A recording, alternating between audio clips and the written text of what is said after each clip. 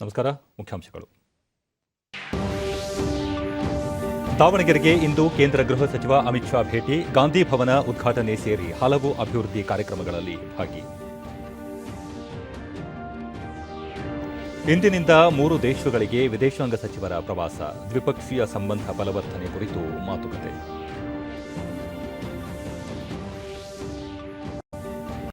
ಬೆಂಗಳೂರಿಗೆ ಆಗಮಿಸುವ ವಿದೇಶಿ ಪ್ರಯಾಣಿಕರಿಗೆ ಆರ್ಟಿಪಿಸಿಆರ್ ವರದಿ ಕಡ್ಡಾಯ, ಸೋಂಕು ತಡೆಗಟ್ಟಲು ಸರ್ಕಾರದಿಂದ ಕಟ್ಟುನಿಟ್ಟಿನ ಆದೇಶ. ದೇಶದಲ್ಲಿ ಕೋವಿಡ್ ಚೇತರಿಕೆ ಪ್ರಮಾಣ 97.48% ದಾಖಲು. ಇದುವರೆಗೆ 66,30,00,000ಕ್ಕೂ ಅಧಿಕ ಲಸಿಕೆ ನೀಡಿಕೆ, ಆರೋಗ್ಯ ಸಚಿವಾಲಯ. ವಾರ್ತೆಗಳ ವಿವರ. ಕೇಂದ್ರ ಗೃಹ ಸಚಿವ ಅಮಿತ್ ಶಾ ಅವರು ಇಂದು ರಾಜ್ಯಕ್ಕೆ ಆಗಮಿಸಲಿದ್ದಾರೆ. ವಾಯುಪಡೆಯ ವಿಶೇಷ ವಿಮಾನದ ಮೂಲಕ ಮಧ್ಯಾಹ್ನ ದಾವಣಗೆರೆಗೆ ಆಗಮಿಸಲಿರುವ ಅವರು ಗಾಂಧಿ ಭವನ ಉದ್ಘಾಟನೆ ಮಾಡಲಿದ್ದಾರೆ. ಸ್ವಾತಂತ್ರ್ಯದ ಅಮೃತ ಮಹೋತ್ಸವದ ಅಂಗವಾಗಿ ದಾವಣಗೆರೆ ಹೊರ ವಲಯದಲ್ಲಿ ಗಾಂಧಿ ಭವನ ನಿರ್ಮಾಣವಾಗಿದ್ದು, ಈ ಗಾಂಧಿ ಭವನವು 3 ಕೋಟಿ ರೂಪಾಯಿಗಳ ಅಂದಾಜು ವೆಚ್ಚದಲ್ಲಿ ನಿರ್ಮಾಣವಾಗಿದೆ. ಗಾಂಧಿ ಭವನವು 1 ಎಕರೆ ಪ್ರದೇಶದಲ್ಲಿ ನಿರ್ಮಾಣಗೊಂಡಿದೆ. ಈ ಭವನದಲ್ಲಿ ಸಭಾಂಗಣ, ಗ್ರಂಥಾಲಯ ಮತ್ತು ಗಾಂಧೀಜಿಯ ವಿವಿಧ ಮೂರ್ತಿಗಳನ್ನು ಹೊಂದಿರುವಂತಹ ಪಾರ್ಕ್ ಅಭಿವೃದ್ಧಿಪಡಿಸಲಾಗಿದೆ. ಈ ಕಾರ್ಯಕ್ರಮದಲ್ಲಿ ಮುಖ್ಯಮಂತ್ರಿ ಬಸವರಾಜ ಬೊಮ್ಮಾಯಿ, ಜಿಲ್ಲಾ ಉಸ್ತುವಾರಿ ಸಚಿವರಾದ ಭೈರತಿ ಬಸವರಾಜ್ ಮತ್ತು ಆರಗ ಜ್ಞಾನೇಂದ್ರ, ಬೃಹತ್ ಮತ್ತು ಮಧ್ಯಮ ಕೈಗಾರಿಕಾ ಸಚಿವರಾದ ಮುರುಗೇಶ್ ನಿರಾಣಿ ಹಾಗೂ ಸಂಸದರಾದ ಜಿಎಂ ಸಿದ್ದೇಶ್ವರ ಕಾರ್ಯಕ್ರಮದಲ್ಲಿ ಭಾಗವಹಿಸುವ ನಿರೀಕ್ಷೆ ಇದೆ. ಅಮಿತ್ ಶಾ ಅವರು ಕೊಂಡಜ್ಜಿ ಬಸಪ್ಪ ಸ್ಮಾರಕಕ್ಕೆ ಭೇಟಿ ನೀಡಿ ಗೌರವ ಸಮರ್ಪಣೆ ಮಾಡಲಿದ್ದಾರೆ. ನಂತರ ಹರಿಹರ ತಾಲೂಕಿನ ಕೊಂಡಜ್ಜಿಯಲ್ಲಿ ಪೊಲೀಸ್ ಪಬ್ಲಿಕ್ ಶಾಲೆ ಉದ್ಘಾಟನೆ ನೆರವೇರಿಸಲಿದ್ದು, ನಂತರ ಜಿಎಂ ಇನ್ಸ್ಟಿಟ್ಯೂಟ್ ಆಫ್ ಟೆಕ್ನಾಲಜಿಯ ಕೇಂದ್ರ ಗ್ರಂಥಾಲಯವನ್ನು ಲೋಕಾರ್ಪಣೆಗೊಳಿಸಲಿದ್ದಾರೆ. ಗೃಹ ಸಚಿವರ ವಿವಿಧ ಕಾರ್ಯಕ್ರಮಗಳ ಸಂದರ್ಭದಲ್ಲಿ ಮುಖ್ಯಮಂತ್ರಿ ಬಸವರಾಜ ಬೊಮ್ಮಾಯಿ ಸೇರಿದಂತೆ ಹಿರಿಯ ಜನಪ್ರತಿನಿಧಿಗಳು ಉಪಸ್ಥಿತರಿರಲಿದ್ದಾರೆ. ಸಂಜೆ ಹುಬ್ಬಳ್ಳಿಗೆ ಆಗಮಿಸಲಿರುವ ಕೇಂದ್ರ ಗೃಹ ಸಚಿವರು ಸಚಿವ ಪ್ರಹ್ಲಾದ್ ಜೋಶಿ ಅವರ ಪುತ್ರಿಯ ಆರತಕ್ಷತೆ ಕಾರ್ಯಕ್ರಮದಲ್ಲಿ ಪಾಲ್ಗೊಳ್ಳಲಿದ್ದಾರೆ. ವಿದೇಶಾಂಗ ವ್ಯವಹಾರಗಳ ಸಚಿವ ಡಾ ಎಸ್ ಜೈಶಂಕರ್ ಇಂದಿನಿಂದ 4 ದಿನಗಳ ಸ್ಲೋವೇನಿಯಾ, ಕ್ರೊಯೇಷಿಯಾ ಮತ್ತು ಡೆನ್ಮಾರ್ಕ್ ಪ್ರವಾಸ ಕೈಗೊಳ್ಳಲಿದ್ದಾರೆ. ಸ್ಲೋವೇನಿಯಾ ವಿದೇಶಾಂಗ ಸಚಿವ ಡಾ ಅಂಜಿ ಲೋಗರ್ ಅವರೊಂದಿಗೆ ಜೈಶಂಕರ್ ದ್ವಿಪಕ್ಷೀಯ ಮಾತುಕತೆ ನಡೆಸಲಿದ್ದಾರೆ. ಐರೋಪ್ಯ ಒಕ್ಕೂಟದ ಸದಸ್ಯ ರಾಷ್ಟ್ರಗಳ ವಿದೇಶಾಂಗ ವ್ಯವಹಾರಗಳ ಸಚಿವರ ಅನೌಪಚಾರಿಕ ಸಭೆಯಲ್ಲಿ ಪಾಲ್ಗೊಳ್ಳುವಂತೆ ಡಾ ಎಸ್ ಜೈಶಂಕರ್ ಅವರಿಗೆ ಸ್ಲೋವೇನಿಯಾ ಆಹ್ವಾನ ನೀಡಿರುವ ಹಿನ್ನೆಲೆಯಲ್ಲಿ ಈ ಪ್ರವಾಸ ಕೈಗೊಂಡಿದ್ದಾರೆ. ಜೈಶಂಕರ್ ಅವರು ಐರೋಪ್ಯ ಒಕ್ಕೂಟ ರಾಷ್ಟ್ರಗಳ ವಿದೇಶಾಂಗ ಸಚಿವರ ಜೊತೆ ಪರಸ್ಪರ ಹಿತಾಸಕ್ತಿಯ ವಿಷಯಗಳ ಕುರಿತು ಚರ್ಚೆ ನಡೆಸಲಿದ್ದಾರೆ. ನಾಳೆ ಕ್ರೊಯೇಷಿಯಾ ವಿದೇಶಾಂಗ ಸಚಿವ ಗೋಲ್ಡನ್ ಜಿ ರದ್ಮನ್ ಅವರೊಂದಿಗೂ ದ್ವಿಪಕ್ಷೀಯ ಮಾತುಕತೆ ನಡೆಸುವರು. ಇದೇ 4 ಮತ್ತು 5ರಂದು ಡೆನ್ಮಾರ್ಕ್ನಲ್ಲಿ ಇಂಡೋ ಡ್ಯಾನಿಶ್ ಜಂಟಿ ಆಯೋಗದ ಸಭೆಯಲ್ಲಿ ಸಚಿವರು ಭಾಗವಹಿಸಲಿದ್ದಾರೆ. ಈ ಸಭೆಯಲ್ಲಿ ಭಾರತ ಮತ್ತು ಡೆನ್ಮಾರ್ಕ್ ನಡುವೆ ಹಸಿರು ಕಾರ್ಯತಂತ್ರ ಪಾಲುದಾರಿಕೆ ಏರ್ಪಟ್ಟಿರುವ ದ್ವಿಪಕ್ಷೀಯ ಸಹಕಾರದ ಸಮಗ್ರ ಪರಾಮರ್ಶೆ ನಡೆಯಲಿದೆ.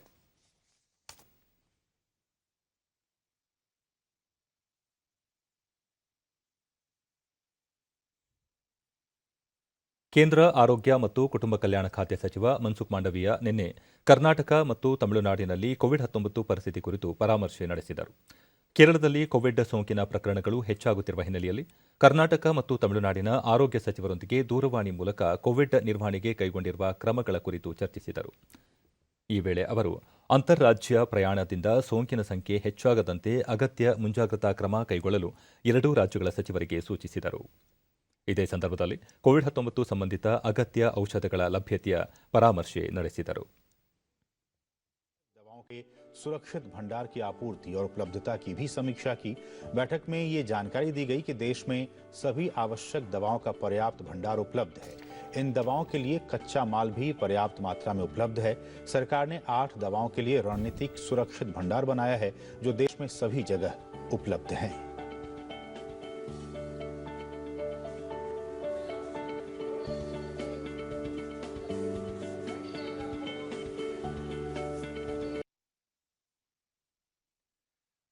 ಕೇಂದ್ರ ಮತ್ತು ರಾಜ್ಯದಲ್ಲಿ ಬಿಜೆಪಿ ಸರ್ಕಾರ ಆಡಳಿತದಲ್ಲಿ ಇರುವುದರಿಂದ ಅಭಿವೃದ್ಧಿ ಕಾರ್ಯಗಳು ಸರಾಗವಾಗಿ ನಡೆಯುತ್ತಿವೆ ಎಂದು ಬಿಜೆಪಿ ರಾಜ್ಯ ಉಸ್ತುವಾರಿ ಅರುಣ್ ಸಿಂಗ್ ಹೇಳಿದ್ದಾರೆ. ಹಾಸನದಲ್ಲಿ ನಿನ್ನೆ ಅವರು ನರೇಂದ್ರ ಮೋದಿ ನೇತೃತ್ವದ ಸರ್ಕಾರದಲ್ಲಿ ರಾಜ್ಯದ ಜನರಿಗೆ ಸಂಧ್ಯಾ ಸುರಕ್ಷಾ ಯೋಜನೆ ಸೇರಿದಂತೆ ಸಾಕಷ್ಟು ಯೋಜನೆಗಳನ್ನು ರೂಪಿಸಲಾಗಿದೆ. ಕೇಂದ್ರ ಮತ್ತು ರಾಜ್ಯದಲ್ಲಿ ಬಿಜೆಪಿ ಆಳ್ವಿಕೆ ನಡೆಸುತ್ತಿರುವುದು ಅಭಿವೃದ್ಧಿ ಕಾರ್ಯಗಳಿಗೆ ಹೆಚ್ಚು ಒತ್ತು ನೀಡಲಾಗಿದೆ. ರೈತರಿಗೆ ಶೇಕಡ 90ರಷ್ಟು ಸಬ್ಸಿಡಿ ನೀಡಿದ್ದು, ನೀರಾವರಿ ಕ್ಷೇತ್ರದಲ್ಲಿ ಹಾಸನಕ್ಕೆ ನೂರಾರು ಕೋಟಿ ರೂಪಾಯಿ ಅನುದಾನ ನೀಡಲಾಗಿದೆ. ಹಾಸನದಲ್ಲಿ ತಳಮಟ್ಟದಿಂದ ಪಕ್ಷ ಬಲವರ್ಧನೆಗೊಳ್ಳುತ್ತಿದ್ದು, ಮುಂದಿನ ಸ್ಥಳೀಯ ಚುನಾವಣೆಯಲ್ಲಿ ಪಕ್ಷ ಉತ್ತಮ ಸಾಧನೆ ಮಾಡಲಿದೆ ಎಂದರು. आपको इतना चिंता क्यों करने की जरूरत है? हमारे नेता हैं, हम उनको लाभ लेंगे भाई, क्यों भाई? 4 बार मुख्यमंत्री बनाया, कई बार अध्यक्ष रहे, कई बार लीडर ऑपोजिशन रहे। वो पूरा पार्टी को यहाँ तक बढ़ाने में करने में उनका बहुत बड़ा योगदान रहा भाई। मीटिंग का तो बता दिया। मीटिंग के लिए हम लोगों ने यह तय किया कि हर बूथ पे पन्ना कमेटी बनाना है। मोदी सरकार के जो स्कीम्स है उसको नीचे तक पहुँचाना है, जिससे कि आम व्यक्ति उसका लाभ ले सके। स्टेट गवर्नमेंट में जो बीजेपी गवर्नमेंट है, जो भी स्कीम्स है, उस स्कीम्स को नीचे तक इम्प्लीमेंट कराना है, लोग उसका लाभ ले सके। प्रचार प्रसार भी करना है और सब कार्यकर्ता मिल करके 2023 के लक्ष्य के लिए आगे बढ़े। संगठन के ताकत के आधार पे ही हम अगला चुनाव जीतेंगे। ದೇಶದಲ್ಲಿ ಕೋವಿಡ್ ಸೋಂಕಿನ ಸಂಖ್ಯೆ ಹೆಚ್ಚುತ್ತಿರುವ ಹಿನ್ನೆಲೆಯಲ್ಲಿ ಮುಂಜಾಗ್ರತಾ ಕ್ರಮವಾಗಿ ಆಯ್ದ ದೇಶಗಳಿಂದ ಬೆಂಗಳೂರಿಗೆ ಆಗಮಿಸುವ ಪ್ರಯಾಣಿಕರು ಕಡ್ಡಾಯ ಆರ್ಟಿಪಿಸಿಆರ್ ವರದಿ ಹೊಂದಿರಬೇಕು ಎಂದು ಸರ್ಕಾರ ಆದೇಶಿಸಿದೆ. ಪ್ರಯಾಣ ಬೆಳೆಸುವ ದೇಶದಿಂದಲೇ ಆರ್ಟಿಪಿಸಿಆರ್ ವರದಿ ಹೊಂದಿರುವುದು ಕಡ್ಡಾಯಗೊಳಿಸಲಾಗಿದೆ. ಕೆಲವು ದೇಶಗಳಲ್ಲಿ ಕೋವಿಡ್ ರೂಪಾಂತರ ತಳಿಗಳು ವರದಿಯಾಗುತ್ತಿರುವ ಹಿನ್ನೆಲೆಯಲ್ಲಿ ಈ ನಿರ್ಧಾರ ಕೈಗೊಳ್ಳಲಾಗಿದೆ. Bangladesh, Botswana, China, Mauritius, New Zealand, Zimbabwe ದೇಶಗಳಿಂದ ಬರುವ ಪ್ರಯಾಣಿಕರು ಆರ್ಟಿಪಿಸಿಆರ್ ವರದಿಯನ್ನು ಹೊಂದಿರುವುದು ಕಡ್ಡಾಯಗೊಳಿಸಲಾಗಿದೆ. ಒಂದು ವೇಳೆ ಆರ್ಟಿಪಿಸಿಆರ್ ಪರೀಕ್ಷಾ ವರದಿ ಹೊಂದಿಲ್ಲದಿದ್ದರೆ ಸಾಂಸ್ಥಿಕ ಕ್ವಾರಂಟೈನ್ಗೆ ಒಳಗಾಗಬೇಕು ಎಂದು ಆದೇಶದಲ್ಲಿ ತಿಳಿಸಲಾಗಿದೆ. ಬ್ರೆಜಿಲ್ ಮತ್ತು ದಕ್ಷಿಣ ಆಫ್ರಿಕಾದಿಂದ ಬರುವ ಪ್ರಯಾಣಿಕರು ಕೆಂಪೇಗೌಡ ವಿಮಾನ ನಿಲ್ದಾಣದಲ್ಲಿ ಕೋವಿಡ್ ಮಾದರಿ ಪರೀಕ್ಷೆಗೆ ಒಳಗಾಗಬೇಕು ಹಾಗೂ ವರದಿ ಬರುವವರೆಗೂ ನಿಲ್ದಾಣದಲ್ಲೇ ತಂಗಲು ಸೂಚಿಸಲಾಗಿದೆ. ಮುಂಬೈ ನಗರದ ವಿಮಾನ ನಿಲ್ದಾಣಗಳಲ್ಲೂ ವಿದೇಶಿ ಪ್ರಯಾಣಿಕರಿಗೆ ಆರ್ಟಿಪಿಸಿಆರ್ ವರದಿಯನ್ನು ಕಡ್ಡಾಯಗೊಳಿಸಲಾಗಿದೆ. ದೇಶದಲ್ಲಿ ಕಳೆದ 24 ಗಂಟೆಗಳಲ್ಲಿ 47,092 ಹೊಸ ಕೊರೋನಾ ಸೋಂಕು ಪ್ರಕರಣಗಳು ದಾಖಲಾಗಿವೆ. ಒಟ್ಟು ಸೋಂಕು ಪ್ರಕರಣಗಳ ಸಂಖ್ಯೆ 3,28,57,937ಕ್ಕೆ ಏರಿಕೆಯಾಗಿದೆ. ನಿನ್ನೆ ಒಂದೇ ದಿನ 35,181 ಮಂದಿ ಆಸ್ಪತ್ರೆಯಿಂದ ಬಿಡುಗಡೆಯಾಗಿದ್ದು, ಇದರೊಂದಿಗೆ ಒಟ್ಟಾರೆ ಗುಣಮುಖರಾದವರ ಸಂಖ್ಯೆ 3,20,28,825ಕ್ಕೆ ಹೆಚ್ಚಳವಾಗಿದೆ. ಚೇತರಿಕೆ ಪ್ರಮಾಣ ಶೇಕಡ 97.51ರಷ್ಟಿದೆ. ಒಟ್ಟು 3,89,583 ಸಕ್ರಿಯ ಪ್ರಕರಣಗಳಿವೆ. ಈ ಪ್ರಮಾಣ ಶೇಕಡ 1.15ರಷ್ಟಿದೆ. ಕಳೆದ 24 ಗಂಟೆಗಳಲ್ಲಿ 509 ಮಂದಿ ಮೃತಪಟ್ಟಿದ್ದು, ಒಟ್ಟು ಮೃತಪಟ್ಟವರ ಸಂಖ್ಯೆ 4,39,529ಕ್ಕೆ ಏರಿಕೆಯಾಗಿದೆ. ಇದು ಶೇಕಡ 1.34ರಷ್ಟಿದೆ. ದೇಶದಲ್ಲಿ ಲಸಿಕೆ ಅಭಿಯಾನ ವಿಶೇಷವಾಗಿ ಮುಂದುವರೆದಿದೆ. ಇದರ ಪರಿಣಾಮ ವಿಶ್ವದಲ್ಲೇ ಅತಿ ಹೆಚ್ಚು ಲಸಿಕೆ ನೀಡಿರುವ ದೇಶಗಳ ಪೈಕಿ ಭಾರತ ಮುಂಚೂಣಿಯಲ್ಲಿ ಇದೆ. ಇದುವರೆಗೆ ದೇಶಾದ್ಯಂತ ಒಟ್ಟು 66,37,334 ಡೋಸ್ ಲಸಿಕೆ ನೀಡಲಾಗಿದೆ. ನಿನ್ನೆ ಒಂದೇ ದಿನ 81,09,244 ಡೋಸ್ ಲಸಿಕೆ ನೀಡಲಾಗಿದೆ ಎಂದು ಕೇಂದ್ರ ಆರೋಗ್ಯ ಸಚಿವಾಲಯ ತಿಳಿಸಿದೆ. ದೇಶದಲ್ಲಿ ಕೊರೋನಾ ಮಾದರಿಗಳ ಪರೀಕ್ಷಾ ಸಾಮರ್ಥ್ಯದಲ್ಲಿ ನಿರಂತರ ಹೆಚ್ಚಳ ಮಾಡಲಾಗುತ್ತಿದ್ದು, ಇದುವರೆಗೆ ಒಟ್ಟು 52,48,68,734 ಮಂದಿಗೆ ಕೊರೋನಾ ಮಾದರಿ ಪರೀಕ್ಷೆ ನಡೆಸಲಾಗಿದೆ. ನಿನ್ನೆ ಒಂದೇ ದಿನ 16,84,441 ಮಂದಿಯ ಮಾದರಿ ಪರೀಕ್ಷಿಸಲಾಗಿದೆ ಎಂದು ಭಾರತೀಯ ವೈದ್ಯಕೀಯ ಸಂಶೋಧನಾ ಮಂಡಳಿ ಐಸಿಎಂಆರ್ ತಿಳಿಸಿದೆ.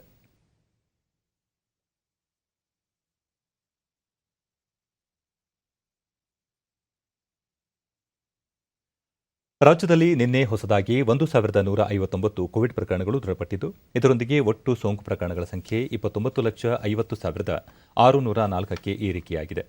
1,112 ಮಂದಿ ಆಸ್ಪತ್ರೆಯಿಂದ ಬಿಡುಗಡೆಯಾಗಿದ್ದು, ಇದುವರೆಗೂ ಗುಣಮುಖರಾದವರ ಒಟ್ಟು ಸಂಖ್ಯೆ 28,94,827ಕ್ಕೆ ತಲುಪಿದೆ. ನಿನ್ನೆ 21 ಮಂದಿ ಸಾವನ್ನಪ್ಪಿದ್ದು, ಮೃತಪಟ್ಟವರ ಸಂಖ್ಯೆ 37,339ಕ್ಕೆ ಏರಿಕೆಯಾಗಿದೆ. ಸದ್ಯ ರಾಜ್ಯದಲ್ಲಿ 18,412 ಸಕ್ರಿಯ ಪ್ರಕರಣಗಳಿವೆ ಎಂದು ಆರೋಗ್ಯ ಮತ್ತು ಕುಟುಂಬ ಕಲ್ಯಾಣ ಇಲಾಖೆ ತಿಳಿಸಿದೆ. ಬೆಂಗಳೂರಿನಲ್ಲಿ 359 ಮಂದಿಗೆ ಸೋಂಕು ತಗುಲಿದ್ದು, ಒಟ್ಟು ಸೋಂಕು ಪ್ರಕರಣಗಳ ಸಂಖ್ಯೆ 12,38,296ಕ್ಕೆ ಏರಿಕೆಯಾಗಿದೆ. 232 ಮಂದಿ ಆಸ್ಪತ್ರೆಯಿಂದ ಬಿಡುಗಡೆಯಾಗಿದ್ದು, ಇದುವರೆಗೂ ಒಟ್ಟು 12,14,637 ಮಂದಿ ಗುಣಮುಖರಾಗಿದ್ದಾರೆ. ಸದ್ಯ 7,558 ಸಕ್ರಿಯ ಪ್ರಕರಣಗಳಿವೆ. ಬೆಂಗಳೂರಿನಲ್ಲಿ ನಿನ್ನೆ 7 ಮಂದಿ ಸಾವನ್ನಪ್ಪಿದ್ದು, ಇದುವರೆಗೂ ಒಟ್ಟು 16,000 ಮಂದಿ ಸಾವನ್ನಪ್ಪಿದ್ದಾರೆ.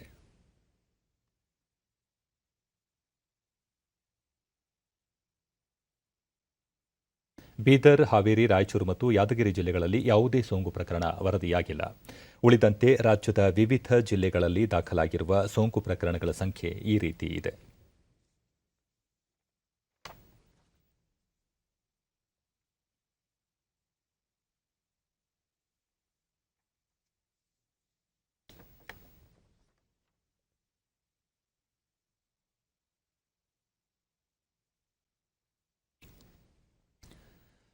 ರಕ್ಷಣಾ ಸಚಿವ ರಾಜನಾಥ್ ಸಿಂಗ್ ಇಂದು ಗುಜರಾತ್ ಭೇಟಿ ನೀಡಲಿದ್ದಾರೆ. ಗುಜರಾತ್ನ ಕೆವಾಡಿಯಾದಲ್ಲಿರುವ ಸರ್ದಾರ್ ವಲ್ಲಭಭಾಯ್ ಪಟೇಲ್ ಏಕತಾ ಪ್ರತಿಮೆಗೆ ಪುಷ್ಪ ನಮನ ಸಲ್ಲಿಸಿದ ಸಚಿವರು ಬಿಜೆಪಿ ಕಾರ್ಯಕಾರಿ ಸಭೆಯ ಉದ್ಘಾಟನಾ ಸಮಾರಂಭದಲ್ಲಿ ಭಾಷಣ ಮಾಡಲಿದ್ದಾರೆ. ನಂತರ ಅವರು 2022ರ ರಕ್ಷಣಾ ಪ್ರದರ್ಶನ ಕುರಿತ ಪೂರ್ವಸಿದ್ಧತಾ ಸಭೆಯಲ್ಲಿ ಪಾಲ್ಗೊಳ್ಳಲಿದ್ದಾರೆ.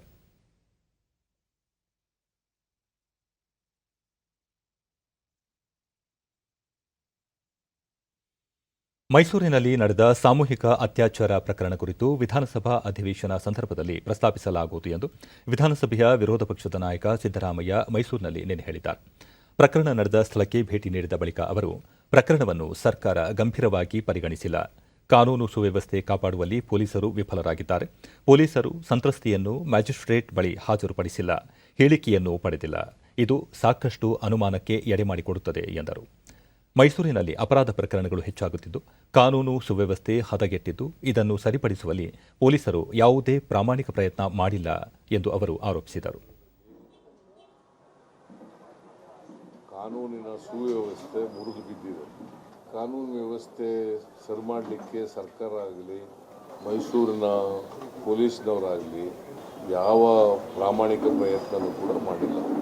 ಮಧ್ಯಾಹ್ನ 12 ಗಂಟೆ ಮೇಲೆ FIR ಆಗಿದೆ. That means to say there is a gap of more than 12 hours, nearly 15 hours. The delay is unexplained by the police people. There are no genuine reasons for delay. ಅವನ ಸ್ಟೇಟ್ಮೆಂಟ್, ಹುಡುಗನ statement ಅನ್ನು ತಗೊಂಡಿದ್ದಾರೆ. ಅದೇ ಹುಡುಗಿ statement ತಗೊಂಡಿಲ್ಲ ಪೊಲೀಸ್ನವರು. ಯಾರು victim ಇದ್ರು ಪೊಲೀಸ್ನವ್ರ ಮುಂದೆ ಸ್ಟೇಟ್ಮೆಂಟ್ ಆಗಬೇಕಾಗಿತ್ತು. ಮೈಸೂರಿನ ಡಾಕ್ಟರ್ ಗಂಗೂಬಾಯಿ ಹಾನಗಲ್ ಸಂಗೀತ ವಿಶ್ವವಿದ್ಯಾನಿಲಯದಲ್ಲಿ ರಾಷ್ಟ್ರೀಯ ಶಿಕ್ಷಣ ನೀತಿ ಬಗ್ಗೆ 2 ದಿನಗಳ ರಾಜ್ಯಮಟ್ಟದ ಕಾರ್ಯಾಗಾರವನ್ನು ಆಯೋಜಿಸಲಾಗಿತ್ತು.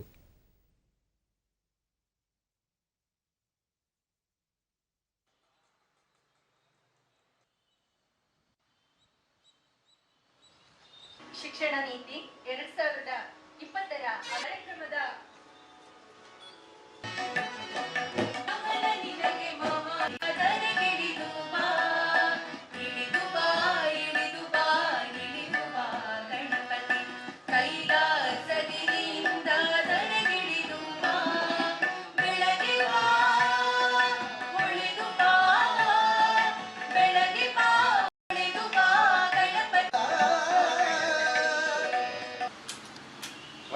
ಕುಲಪತಿ ಪ್ರೊಫೆಸರ್ ನಾಗೇಶ್ ವಿ ಬೆಟ್ಟಕೋಟೆ, ಕೇಂದ್ರ ಸರ್ಕಾರ 34 ವರ್ಷಗಳ ನಂತರ ಶಿಕ್ಷಣದಲ್ಲಿ ಆಮೂಲಾಗ್ರ ಬದಲಾವಣೆ ತರಲು ಮುಂದಾಗಿದೆ.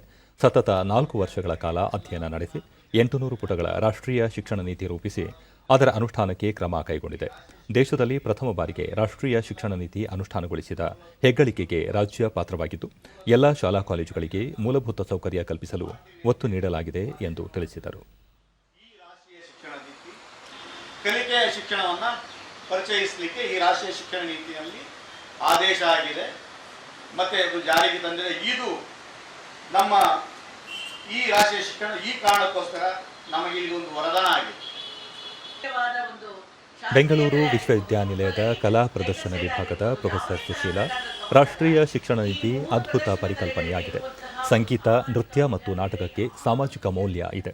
ದೇಶದಲ್ಲಿ ಎಲ್ಲರನ್ನೂ ಒಗ್ಗೂಡಿಸುವುದೇ ಕಲೆ ಮತ್ತು ಸಂಸ್ಕೃತಿ ಎಂದು ಅಭಿಪ್ರಾಯಪಟ್ಟರು.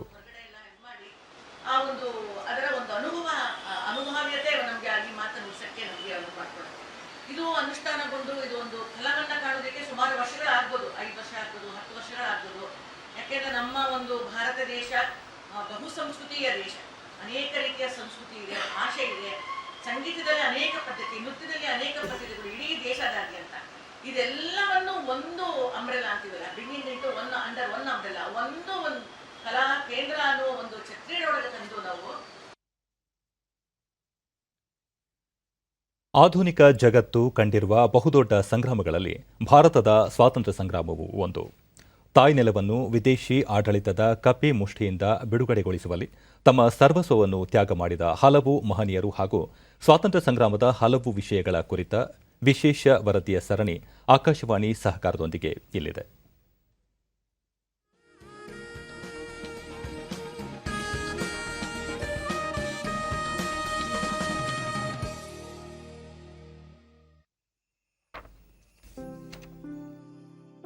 ಆಗಸ್ಟ್ 25, 1943ರಲ್ಲಿ ಸುಭಾಷ್ ಚಂದ್ರ ಬೋಸ್ ಭಾರತೀಯ ರಾಷ್ಟ್ರೀಯ ಸೇನೆ ಅಥವಾ ಆಜಾದ್ ಹಿಂದ್ ಫೌಜ್ನ ಸರ್ವೋಚ್ಚ ದಂಡನಾಯಕನಾದ ದಿನ. ಭಾರತೀಯ ರಾಷ್ಟ್ರೀಯ ಸೇನೆ ಐಎನ್ಎ 1942ರ ಸೆಪ್ಟೆಂಬರ್ನಲ್ಲಿ ಎರಡನೇ ಮಹಾಯುದ್ಧದ ಸಂದರ್ಭದಲ್ಲಿ ಆಗ್ನೇಯ ಏಷ್ಯಾದಲ್ಲಿ ಭಾರತದ ಸ್ವಾತಂತ್ರ್ಯದ ಶಸ್ತ್ರ ಸಜ್ಜಿತ ಹೋರಾಟಕ್ಕೆ ರಾಸ್ ಬಿಹಾರಿ ಬೋಸ್ ಅವರಿಂದ ಸಂಘಟಿಸಲ್ಪಟ್ಟಿತ್ತು. ಆದರೆ ನಂತರ ವಿಸರ್ಜಿಸಲ್ಪಟ್ಟಿತು. ಸುಭಾಷ್ ಚಂದ್ರ ಬೋಸ್ ಆಗ್ನೇಯ ಏಷ್ಯಾಕ್ಕೆ ಆಗಮಿಸಿದ ನಂತರ ಅವರ ನಾಯಕತ್ವದಲ್ಲಿ ಭಾರತೀಯ ರಾಷ್ಟ್ರೀಯ ಸೇನೆಯನ್ನು ಪುನಶ್ಚೇತನಗೊಳಿಸಲಾಯಿತು. मैं इस जिम्मेदारी को कबूल करता हूं, लेकिन निहायत नम्रता के साथ और खुदा से दुआ मांगता हूं कि उन्होंने हमें वो ताकत, वो जोश और वो बहादुरी दें. 1943 ಜನವರಿಯಲ್ಲಿ ಜಪಾನಿಯರು ಪೂರ್ವ ಏಷ್ಯಾದಿಂದ ಭಾರತ ರಾಷ್ಟ್ರೀಯ ಚಳವಳಿಯ ನಾಯಕತ್ವ ವಹಿಸಲು ಸುಭಾಷ್ ಚಂದ್ರ ಬೋಸ್ ಅವರನ್ನು ಆಹ್ವಾನಿಸಿದರು. ಭಾರತದ ಪ್ರಮುಖ ರಾಷ್ಟ್ರೀಯವಾದಿ ನಾಯಕರಲ್ಲಿ ಸುಭಾಷ್ ಚಂದ್ರ ಬೋಸ್ ಅಗ್ರಗಣ್ಯರು. ಶಸ್ತ್ರಸಜ್ಜಿತ ಹೋರಾಟ ಒಂದೇ ಭಾರತವನ್ನು ಪರದಾಸ್ಯದಿಂದ ಬಿಡುಗಡೆ ಮಾಡುವ ಏಕೈಕ ಮಾರ್ಗ ಎಂದು ಅವರು ಪ್ರತಿಪಾದಿಸಿದ್ದರು. I do not know how many of us who are going to participate in the coming battle will survive to see India free. But whether we survive or not, whether we individually live to see India free or not, we are confident that India shall be free. Netaji ಭಾರತೀಯ ರಾಷ್ಟ್ರೀಯ ಸೈನ್ಯದ ಸೇನಾ ದಳಗಳಿಗೆ ಗಾಂಧಿ, ನೆಹರು, ಮೌಲಾನಾ ಆಜಾದ್ ಮತ್ತು ತಮ್ಮ ಹೆಸರನ್ನು ಇಟ್ಟಿದ್ದರು. ಮಹಿಳೆಯರನ್ನೇ ಹೊಂದಿದ್ದ ಸೇನಾದಳಕ್ಕೆ ಝಾನ್ಸಿ ರಾಣಿ ಲಕ್ಷ್ಮೀಬಾಯಿ ಹೆಸರನ್ನು ಇಟ್ಟಿದ್ದ ಬೋಸ್ ಅವರು ತಮ್ಮ ನೇತೃತ್ವದಲ್ಲಿ ಭಾರತೀಯ ರಾಷ್ಟ್ರೀಯ ಸೇನೆಗೆ ಸೆರೆವಾಸ ಅನುಭವಿಸಿ ಬಿಡುಗಡೆಯಾಗಿದ್ದ ನಾಗರಿಕರು ಮತ್ತು ಆಗ್ನೇಯ ಏಷ್ಯಾದ ಅನಿವಾಸಿ ಭಾರತೀಯ ನಾಗರಿಕರು, ಸ್ವಯಂ ಸೇವಕರು ಸಾವಿರಾರು ಸಂಖ್ಯೆಯಲ್ಲಿ ಸೇರ್ಪಡೆಯಾಗುವಂತೆ ಎಚ್ಚರಿಕೆ ವಹಿಸಿದ್ದರು. ಭಾರತೀಯ ರಾಷ್ಟ್ರೀಯ ಸೇನೆಯ ಶಸ್ತ್ರಸಜ್ಜಿತ ಹೋರಾಟ ಮತ್ತು ಅವರ ತ್ಯಾಗ ಭಾರತೀಯರ ಮನಸ್ಸಿನಲ್ಲಿ ಅಚ್ಚಳಿಯದೇ ಉಳಿದಿದೆ.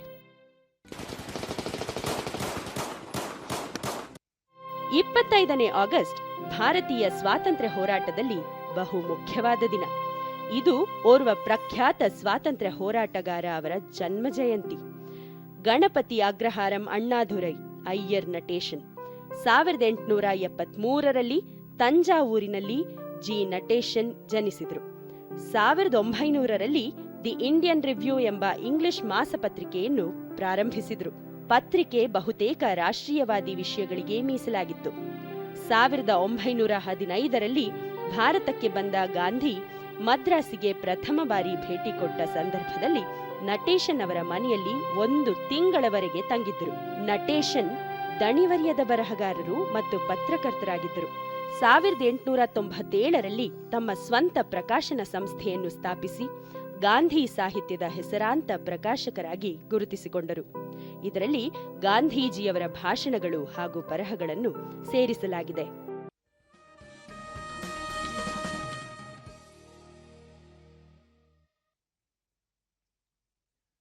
2022ರ ಗಣರಾಜ್ಯೋತ್ಸವದಂದು ಪ್ರಕಟಿಸಲಾಗುವ ಪದ್ಮವಿಭೂಷಣ, ಪದ್ಮಭೂಷಣ ಮತ್ತು ಪದ್ಮಶ್ರೀ ಪ್ರಶಸ್ತಿಗಳಿಗಾಗಿ ನಾಮನಿರ್ದೇಶನ ಮಾಡಲು ಆನ್ಲೈನ್ ಪ್ರಕ್ರಿಯೆ ಪ್ರಗತಿಯಲ್ಲಿ ಇದ್ದು ಈ ತಿಂಗಳ 15 ಕಡೆಯ ದಿನವಾಗಿದೆ.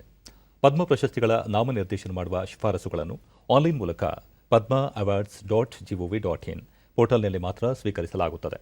ಪದ್ಮ ಪ್ರಶಸ್ತಿಗಳನ್ನು ಜನರ ಪ್ರಶಸ್ತಿಯನ್ನಾಗಿಸಲು ಸರ್ಕಾರ ಬದ್ಧವಾಗಿದೆ. ಮಹಿಳೆಯರು, ಪರಿಶಿಷ್ಟ ಜಾತಿ ಮತ್ತು ಪರಿಶಿಷ್ಟ ಪಂಗಡಕ್ಕೆ ಸೇರಿದ ವ್ಯಕ್ತಿಗಳು, ದಿವ್ಯಾಂಗರು ಸೇರಿದಂತೆ ಸಮಾಜದ ಒಳಿತಿಗಾಗಿ ನಿಸ್ವಾರ್ಥ ಸೇವೆ ಸಲ್ಲಿಸುತ್ತಿರುವವರ ಶ್ರೇಷ್ಠತೆ ಮತ್ತು ಸಾಧನೆಗಳನ್ನು ಗುರುತಿಸಿ ಸಾಧಕರ ಹೆಸರುಗಳ ಶಿಫಾರಸುಗಳನ್ನು ಮಾಡುವಂತೆ ಎಲ್ಲ ನಾಗರಿಕರನ್ನು ವಿನಂತಿಸಲಾಗಿದೆ. ಪದ್ಮ ಪೋರ್ಟಲ್ನಲ್ಲಿ ಕಳುಹಿಸುವ ನಾಮನಿರ್ದೇಶನ ಶಿಫಾರಸುಗಳು ಸಾಧಕರ ಸಮಗ್ರ ವಿವರ ಒಳಗೊಂಡಿರಬೇಕು. ಇದರಲ್ಲಿ ಶಿಫಾರಸು ಮಾಡಿದ ವ್ಯಕ್ತಿಯ ಸೇವೆ, ವಿಶೇಷ ಅಥವಾ ಅಸಾಧಾರಣ ಸಾಧನೆಗಳು ನಿರೂಪಣೆ ರೂಪದಲ್ಲಿ ಗರಿಷ್ಠ 800 ಪದಗಳಲ್ಲಿ ಸ್ಪಷ್ಟವಾಗಿ ತಿಳಿಸಬೇಕಿದೆ. ಆಜಾದಿ ಕಾ ಅಮೃತ ಮಹೋತ್ಸವದ ಅಂಗವಾಗಿ ಕೇಂದ್ರ ಮೀಸಲು ಪೊಲೀಸ್ ಪಡೆ ಕನ್ಯಾಕುಮಾರಿಯಿಂದ ದೆಹಲಿಯ ರಾಜ್ಘಾಟ್ವರೆಗೂ ಹಮ್ಮಿಕೊಂಡಿರುವ ಸೈಕಲ್ ಜಾಥಾಕ್ಕೆ ಬೆಂಗಳೂರಿನಲ್ಲಿ ಇಂದು ಹಸಿರು ನಿಶಾನೆ ತೋರಲಾಯಿತು. ಬೆಂಗಳೂರಿನ ಯಲಹಂಕಕ್ಕೆ ನಿನ್ನೆ ಆಗಮಿಸಿದ ಸೈಕಲ್ ಜಾಥಾಕ್ಕೆ ಇಂದು ಗೃಹ ರಕ್ಷಕ ಮತ್ತು ಅಗ್ನಿಶಾಮಕದ ಡಿಜಿ ಡಾ ಅಮರ್ ಕುಮಾರ್ ಪಾಂಡೆ ಚಾಲನೆ ನೀಡಿದರು. ಸೈಕಲ್ ಜಾಥಾ ಇಂದು ಹೈದರಾಬಾದ್ ತಲುಪಲಿದೆ.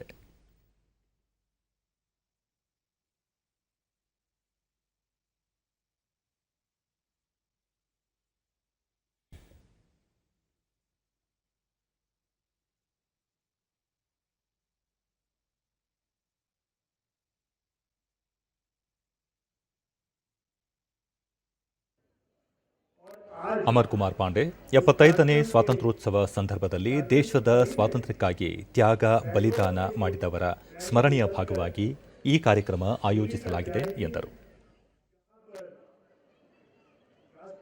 महात्मा गांधी जी की स्मारक पर 2 अक्टूबर को पहुंचेगी और पूरे देश की तरफ से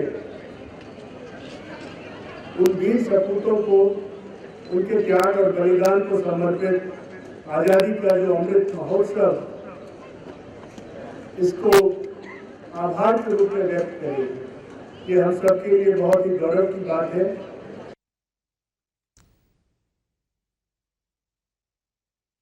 ಇಂದು ವಿಶ್ವ ತೆಂಗಿನ ದಿನ. ಲಕ್ಷಾಂತರ ರೈತರ ಬದುಕಿಗೆ ಆಧಾರವಾಗಿರುವ ತೆಂಗಿನ ಪ್ರಾಮುಖ್ಯತೆ, ಉಪಯೋಗಗಳ ಬಗ್ಗೆ ಅರಿವು ಮೂಡಿಸಲು 2009ರಿಂದ ಸೆಪ್ಟೆಂಬರ್ 2ರಂದು ವಿಶ್ವ ತೆಂಗಿನ ದಿನ ಆಚರಿಸಲಾಗುತ್ತದೆ. ದೇಶದಲ್ಲಿ ತೆಂಗು ಬೆಳೆಯಲ್ಲಿ ಕೇರಳ ಮೊದಲ ಸ್ಥಾನದಲ್ಲಿದ್ದರೆ ಕರ್ನಾಟಕ, ತಮಿಳುನಾಡು ಜಂಟಿ 2ನೇ ಸ್ಥಾನದಲ್ಲಿ ಇವೆ. ರಾಜ್ಯದಲ್ಲಿ 6,24,000 ಹೆಕ್ಟೇರ್ ಪ್ರದೇಶದಲ್ಲಿ ತೆಂಗು ಬೆಳೆಯಲಾಗುತ್ತಿದ್ದು ವಾರ್ಷಿಕವಾಗಿ 530 ಕೋಟಿ ತೆಂಗಿನಕಾಯಿ ಉತ್ಪಾದನೆಯಾಗುತ್ತದೆ. ತುಮಕೂರು ಜಿಲ್ಲೆಯೊಂದರಲ್ಲೇ 1,80,000 ಹೆಕ್ಟೇರ್ ಪ್ರದೇಶದಲ್ಲಿ ತೆಂಗು ಬೆಳೆಯಲಾಗುತ್ತದೆ. ರಾಜ್ಯದಲ್ಲಿ 99%ರಷ್ಟು ತಿಪಟೂರು ಟಾಲ್ ತಳಿ ಬೆಳೆದರೆ ಉಡುಪಿ, ಉತ್ತರ ಕನ್ನಡ, ದಕ್ಷಿಣ ಕನ್ನಡದಲ್ಲಿ ವೆಸ್ಟ್ ಕೋಸ್ಟ್ ಟಾಲ್ ಬೆಳೆಯುತ್ತಾರೆ. ಇವೆರಡೂ ಹೆಚ್ಚಿನ ಫಲ ಕೊಡುವ ತಳಿಗಳಾಗಿವೆ. ಅರಬ್ ದೇಶಗಳಿಗೆ ಹೆಚ್ಚಾಗಿ ತೆಂಗು ರಫ್ತಾಗುತ್ತದೆ. ದಕ್ಷಿಣ ಭಾರತದಲ್ಲಿ ತೆಂಗಿನಕಾಯಿ ಅಧಿಕವಾಗಿ ಬಳಸಿದರೆ ಉತ್ತರ ಭಾರತದ ಮಂದಿ ಕೊಬ್ಬರಿಯನ್ನು ಹೆಚ್ಚು ಬಳಸುತ್ತಾರೆ. ಅನಾರೋಗ್ಯದಿಂದ ಬಳಲುತ್ತಿದ್ದ ರಾಜ್ಯಸಭೆಯ ಮಾಜಿ ಸದಸ್ಯ ಹಾಗೂ ಹಿರಿಯ ಪತ್ರಕರ್ತ ಚಂದನ್ ಮಿತ್ರ ಕಳೆದ ರಾತ್ರಿ ನಿಧನರಾಗಿದ್ದಾರೆ. ಅವರಿಗೆ 65 ವರ್ಷ ವಯಸ್ಸಾಗಿತ್ತು. ರಾಷ್ಟ್ರಪತಿ ರಾಮನಾಥ್ ಕೋವಿಂದ್, ಉಪರಾಷ್ಟ್ರಪತಿ ಎಂ ವೆಂಕಯ್ಯ ನಾಯ್ಡು, ಪ್ರಧಾನಿ ನರೇಂದ್ರ ಮೋದಿ ಸೇರಿದಂತೆ ಅನೇಕ ಗಣ್ಯರು ಸಂತಾಪ ಸೂಚಿಸಿದ್ದಾರೆ. 2000ರಿಂದ 2009ರವರೆಗೂ ರಾಜ್ಯಸಭೆ ಸದಸ್ಯರಾಗಿ ಚಂದನ್ ಮಿತ್ರ ಸೇವೆ ಸಲ್ಲಿಸಿದರು. 2010ರಲ್ಲಿ ಮತ್ತೆ ರಾಜ್ಯಸಭೆ ಸದಸ್ಯರಾಗಿ ಬಿಜೆಪಿಯಿಂದ ಆಯ್ಕೆಯಾಗಿದ್ದರು.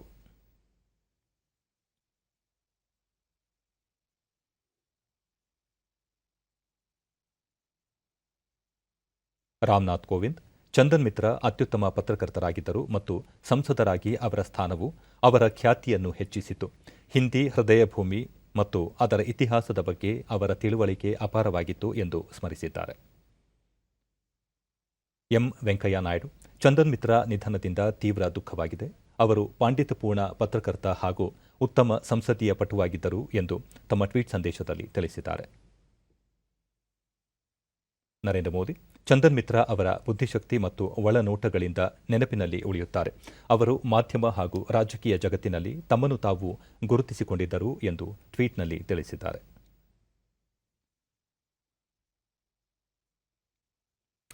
ಮುಂಬೈ ಷೇರು ಮಾರುಕಟ್ಟೆಯಲ್ಲಿ ಇಂದು ಆರಂಭಿಕ ವಹಿವಾಟಿನಲ್ಲಿ ಷೇರು ಸಂವೇದಿ ಸೂಚ್ಯಂಕ ಸೆನ್ಸೆಕ್ಸ್ 105 ಅಂಕಗಳ ಏರಿಕೆಯೊಂದಿಗೆ 57,443ರಲ್ಲಿ ವಹಿವಾಟು ಆರಂಭಿಸಿದೆ.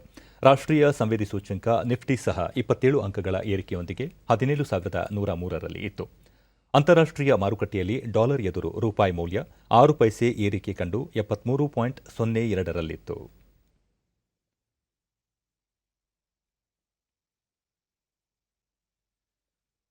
ಭಾರತ ಮತ್ತು ಇಂಗ್ಲೆಂಡ್ ನಡುವಿನ 4ನೇ ಟೆಸ್ಟ್ ಕ್ರಿಕೆಟ್ ಪಂದ್ಯ ಇಂದು ಲಂಡನ್ನ ಕೆನ್ನಿಂಗ್ಟನ್ ಓವಲ್ ಕ್ರೀಡಾಂಗಣದಲ್ಲಿ ನಡೆಯಲಿದೆ. ಪಂದ್ಯ ಭಾರತೀಯ ಕಾಲಮಾನ ಮಧ್ಯಾಹ್ನ 3:30ಕ್ಕೆ ಆರಂಭವಾಗಲಿದೆ. 5 ಪಂದ್ಯಗಳ ಟೆಸ್ಟ್ ಸರಣಿಯಲ್ಲಿ ಸದ್ಯ ಉಭಯ ತಂಡಗಳು 1-1ರಲ್ಲಿ ಸಮಬಲ ಸಾಧಿಸಿರುವ ಕಾರಣ ಸರಣಿ ಮುನ್ನಡೆ ಕಾಯ್ದುಕೊಳ್ಳಲು ಎದುರು ನೋಡುತ್ತಿವೆ. ಇಂದಿನ ಪಂದ್ಯದಲ್ಲಿ ಇನ್ನಿಂಗ್ಸ್ ಮತ್ತು 76 ರನ್ಗಳ ಸೋಲು ಕಂಡಿರುವ ಭಾರತ ಕೆಲ ಬದಲಾವಣೆಗಳೊಂದಿಗೆ ಕಣಕ್ಕಿಳಿಯಲಿದೆ. ಕನ್ನಡಿಗ ಪ್ರಸಿದ್ಧ ಕೃಷ್ಣ ಭಾರತ ತಂಡದಲ್ಲಿ ಸ್ಥಾನ ಪಡೆಯುವ ನಿರೀಕ್ಷೆ ಇದೆ.